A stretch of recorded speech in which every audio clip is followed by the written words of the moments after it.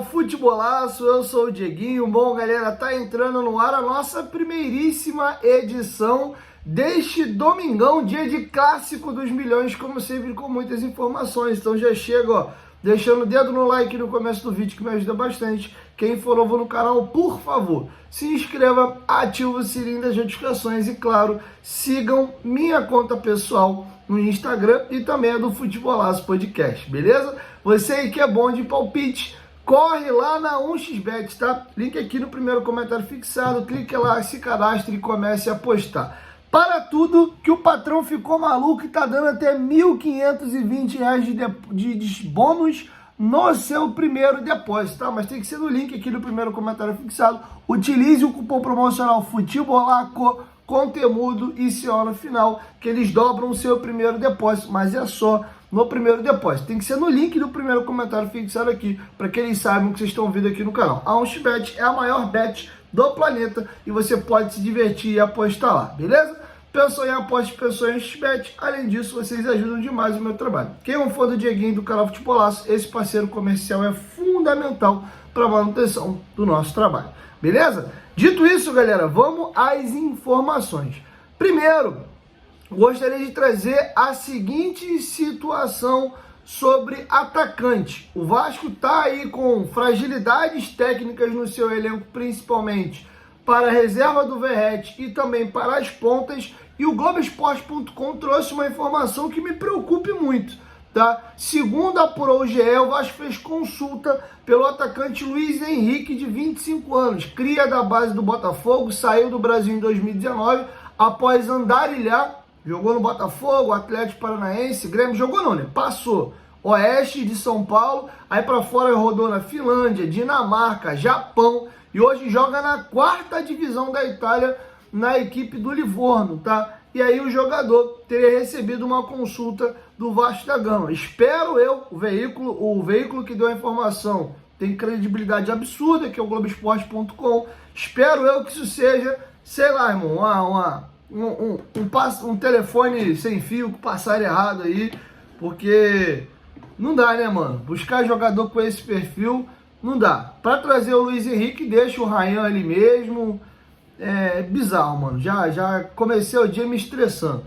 Falando sobre o clássico, o Vasco fechou 2 patrocínios pontuais para a partida. A Intermac, que já é patrocinadora do Vasco e fica no calção, fará hoje o Master, tá? Pontualmente para o Clássico dos Milhões, eles fecharam no Master. E na barra de trás da camisa, na parte de baixo, tá? O aplicativo aí de ônibus de transporte, o Buzzer, né, fechou também. Segundo apurou o All Sport, esses 2 anunciantes somados só para esse jogo contra a equipe do Flamengo vão pagar R$800 mil para aparecer aí para a partida. Sobre transmissão, brevemente, galera que quiser ver o jogo pela internet, tá na rua aí, não tem como acessar por uma TV, você pode ver na Cazé TV. Quem for ver de casa, né, sentado ou no bar ou na sua própria residência, TV aberta, SBT.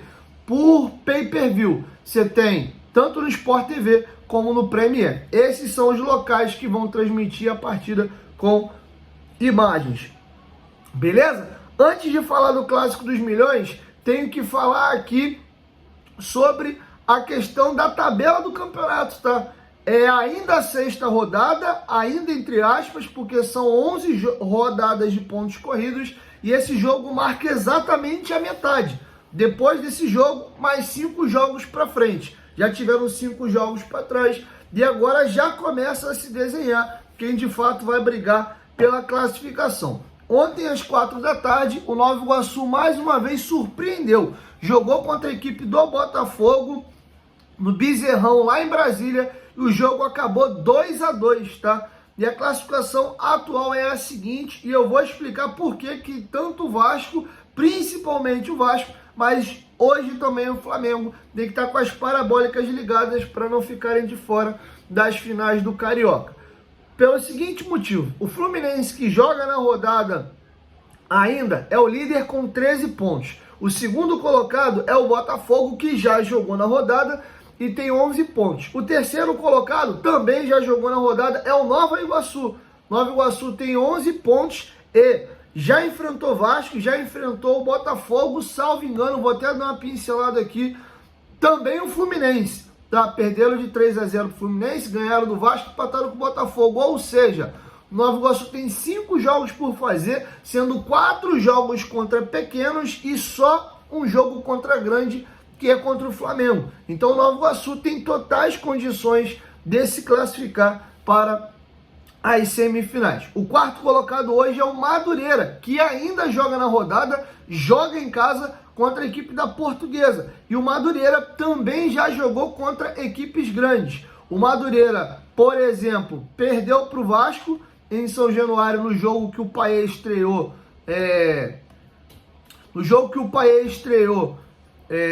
No Campeonato Carioca, já jogou contra o Botafogo, também perdeu por 1-0.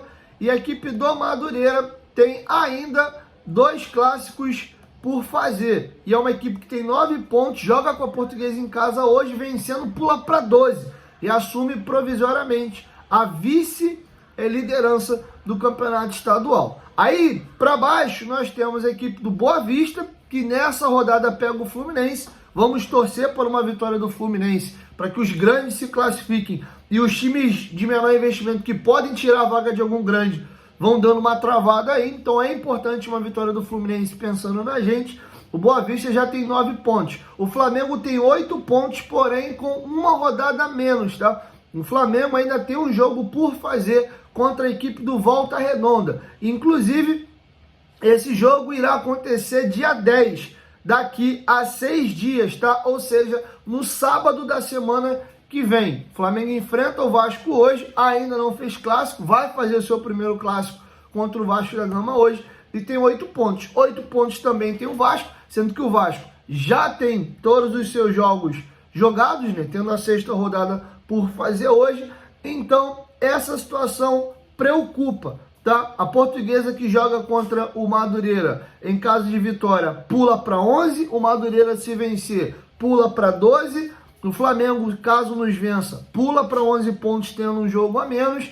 Então, hoje a gente não pode perder. No pior dos cenários aí é ter um empate e, principalmente, o mais importante seria uma vitória. Para o Vasco saltar para 11 pontos, empatar com a pontuação hoje que tem o Nova Iguaçu e passá-lo no saldo de gols para já nos garantir dentro do G4, tá? O Botafogo hoje tem saldo 4, o Vasco tem saldo 2. Para passar o Botafogo, teríamos que vencer o Flamengo, pelo menos aí, por 2 gols de diferença, porque nos colocaria no Gols Pro à frente do Botafogo, tá bom? Então é muito importante uma vitória hoje, porque depois tem 5 jogos a serem feitos, sendo 2 clássicos e 3 jogos contra equipes pequenas. O Nova Iguaçu e o Boa Vista e o Madureira têm se mostrado equipes aí que podem incomodar nessa reta final, tá? Então essa é a importância do clássico. Sobre os times que devem ir a campo, o Vasco deve jogar num 3-5-2 com Léo Jardim no gol, na minha opinião,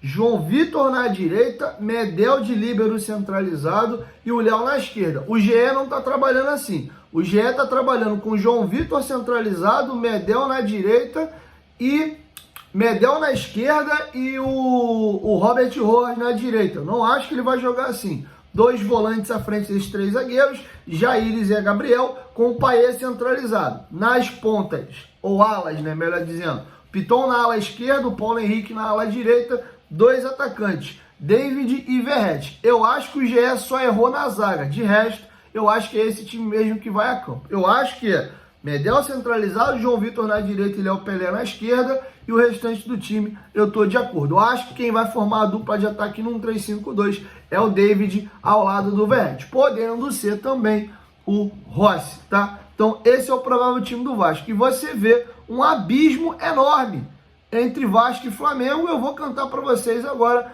a provável escalação do Flamengo. Flamengo que poupou 4 jogadores na rodada anterior contra o Sampaio Corrêa. Pedro, Varela, Gerson e salvo engano, Dela Cruz também foram os jogadores poupados, tá? Olha o provável time do Flamengo. Rossi no gol, Varela na lateral direita, Fabrício, Bruno, Léo Pereira e Ayrton Lucas. Tripé de meio campista, sendo 2 volantes e um ponta de lança. Gerson, Pulgar e Arrascaeta. com o tripé de atacantes, o Dela Cruz sendo um ponta direita. Dela Cruz, Everton, Cebolinha e Pedro, tendo Gabigol, Bruno Henrique no banco e companhia, além de ter no seu banco de reservas o Tite, tá? Então esse é o provável time do Flamengo para logo mais, tá? Então essas são as informações que eu tenho para trazer para vocês de hoje e falando a respeito do clássico, tá? E gostaria também de trazer para vocês um levantamento feito pelo GE sobre as estatísticas de Ramon Dias em clássicos. Ele tem na sua carreira a característica de ter um altíssimo aproveitamento. No Vasco, ano passado ele fez 3 clássicos, venceu Botafogo e Fluminense e perdeu para o Flamengo. Derrota essa para o Flamengo num jogo que, no pior dos cenários, a gente merecia um empate. O Vasco jogou muito bem aquele jogo, na minha opinião, foi um pouquinho melhor que o Flamengo e foi castigado num contra-ataque, numa jogada que dava para ter matado lá em cima, a gente não matou, e na finalização do Gerson a bola ainda desvia e mata o Léo Jardim, que já estava pulando na bola, mas o Flamengo foi efetivo e fez o seu gol, tá? Aí, o Vasco com o Ramon Dias em clássicos tem um aproveitamento de 66,6%, tá? 2 vitórias e uma única derrota. E o Ramon Dias, lá na Argentina, em clássicos, ele tinha 72,5% de aproveitamento. Ele comandou o River Plate, o São Lourenço e o Independente. Treinando, seja o River, o São Lourenço ou o Independente, os números dele são os seguintes. Clássicos contra o Boca. É o único time que ele não conseguiu sair vitorioso. Ainda assim apertado. Foram 7 vitórias, 5 empates e 8 derrotas. Todos os demais clássicos ele tem vantagem. Contra o São Lourenço, 20 jogos, 8 vitórias, 8 empates e 4 derrotas. Independente, 15 jogos, 7 vitórias, 5 empates e 3 derrotas. Racing, 15 vitórias, 6 empates e 3 derrotas. Contra o River Plate, né? Porque ele é ídolo do River, mas defendeu essas outras equipes, São Lourenço, Independente, foi uma vitória e 5 empates, nunca perdeu, aproveitamento de 72,5%. Já comandando a equipe do Al Hilal, ele tem um aproveitamento também muito bom, jogando contra o Al Nassr, que é considerado o clássico ali de Riad, o grande clássico da Arábia Saudita, e ele teve a seguinte campanha. Foram 4 vitórias em 4 jogos, tá bom? O aproveitamento dele geral em clássicos é de 66%, aproveitamento inclusive que ele tem hoje no Vasco, tá? Na Arábia Saudita contra o Al Ittihad. Foram 8 jogos, 5 vitórias, 2 empates e 1 derrota. Contra o Al Nassr, 6 vitórias, 3 empates e 1 derrota. Contra o Al Hilal, ele teve apenas uma única derrota, tá bom? Lembrando que ele não trabalhou só no Al Ittihad, não trabalhou só no Al Hilal, lá no mundo árabe, beleza? Então é isso, galera. Assim a gente encerra aí a nossa primeira edição do dia. Depois da partida a gente volta com o nosso pós-jogo. Espero eu ir para falar de uma vitória do Vasco da Gama e deixar aqui um pensamento para vocês, tá? Independente do resultado de hoje, não é para se formar opinião. Ganhou do Flamengo hoje? Ah, tá tudo bem, veja bem, não é bem assim. Não acho que seja isso, tá? Ao mesmo tempo, não é que se perder hoje tá tudo errado. A minha opinião é de que o trabalho na virada do ano tá bem mediano para ser bem... Como é que eu posso dizer? Para ter bastante boa vontade. Eu acho que o trabalho da montagem do elenco desse ano tá bem mediano, tá? Se eu for mais rigoroso, eu diria até que não tá me agradando.